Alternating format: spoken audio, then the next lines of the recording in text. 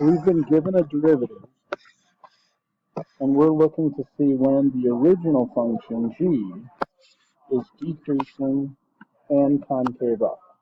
And we're looking at a derivative, so we're going to go and look at the original function, f in this case. And so we're looking for when f decreases.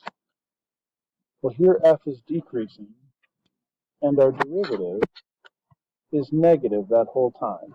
So we're going to look for when f prime of x is negative, or less than 0.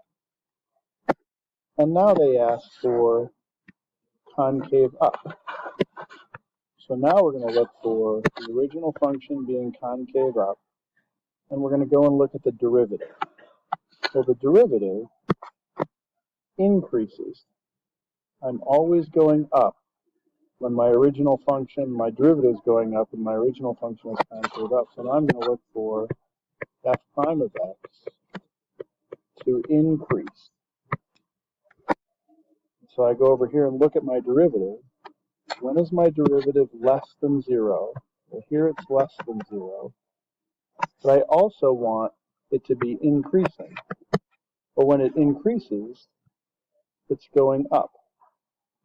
And what were the parts of the function, the derivative, that we had both shaded? Well, it was this part.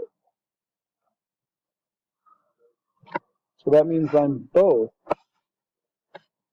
increasing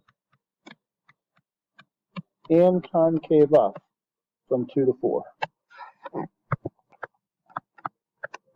That's the only time where we're both. Sorry, just to be clear, I misspoke. We're decreasing and concave up. Decreasing because my derivative is negative, concave up because it's increasing. So 2 to 4 is the right answer.